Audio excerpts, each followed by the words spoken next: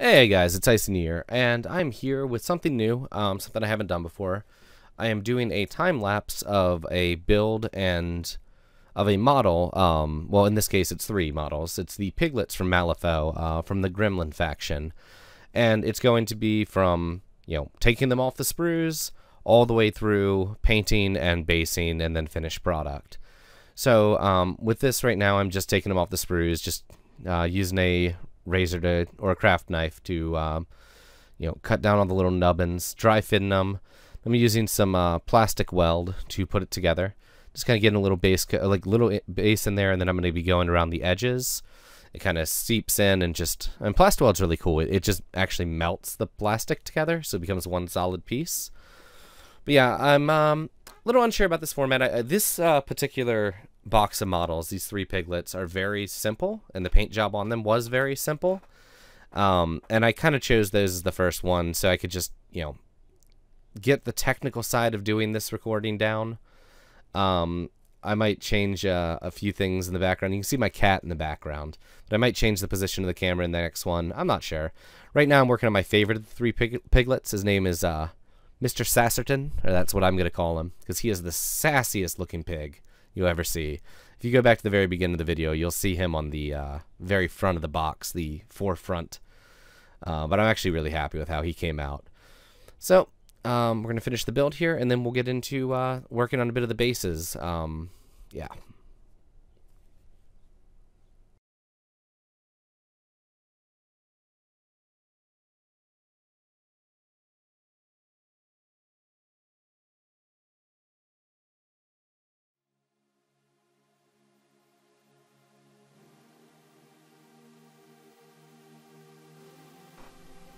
So here I'm getting some milliput out, and I really, really like milliput. It's a little bit cheaper than green stuff, yeah,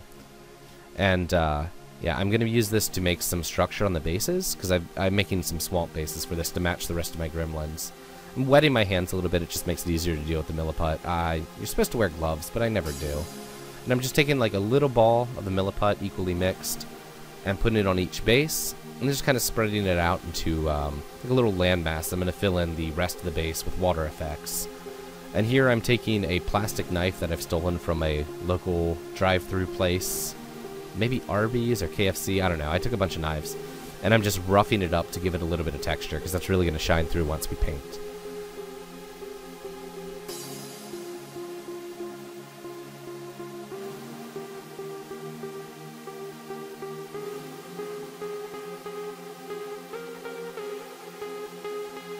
And now it's onto the base coating on the pigs. It's super simple. I use a old Jenga block with a bit of poster tack as a way to hold smaller models. I just stick their feet in there.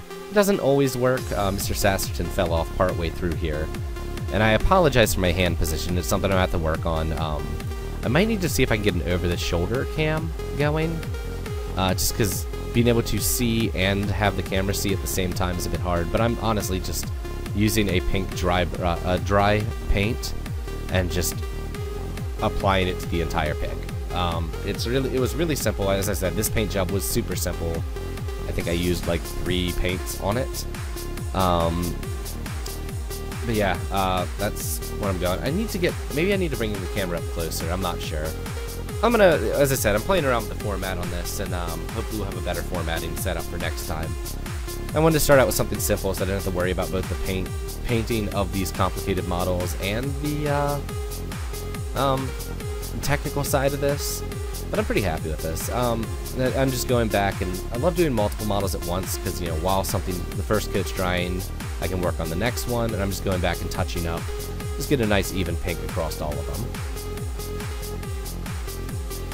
Now I've let the pigs dry, and I'm just applying a black wash to it. I think I'm using Newland oil that I've watered down fairly significantly. I kind of over-applied a little bit, and so I'm just wiping it off with a bit of foam. My job has a lot of foam that we throw away, so I tend to use that as my painting surface. Yeah. But the wash is just gonna kind of make them look a little dirty, and also helps bring out shadows and such not in them. Okay, at this point, I'm going back with the bases, and the milliput's dried, and I'm just applying a brown base coat to the milliput, and also to the unmilliputted part of the base. That way, like, the brown dirt shows through the water effects. So, this was, like, much later in the same day, because I had to give the milliput time to set. I never wait for it to fully dry before I come back and do this part. I should, but I don't. I'm also going through and dry brushing the pigs with a little bit of white now that they're dried, just bringing out a little bit of highlights.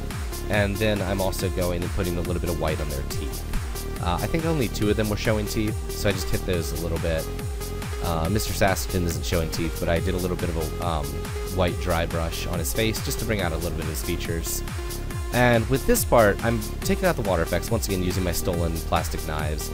And I should have waited longer for the paint to dry, because it did get in there a little bit more than I wanted it to. But, I mean, it made the water effects turn out kind of murky in the end, which works out really well. I'm pretty happy with how it came out, but I probably should have waited for it to dry. But I'm just kind of liberally applying it and then just wiping off the excess. I've just found that to be a hell of a lot easier than fighting it every second to make sure it's exactly where you want it. Okay, now we have another day. You can tell by the new shirt. So I'm going back, my bases are dry, and I'm applying a like a forest green base coat over them. You can see some animal, I think that was my cat again, running around in the background. And I'm getting this a little bit into the water effects, and just kind of smoothing it out over the water effects to make it a little murky. Here, I kind of chilled out for a little bit, waiting for it to dry, because I didn't want to start a whole new recording. I've got some swamp turf, and I'm just picking out a couple pieces that I like here. Getting ready for those to go on once we do the next painting step.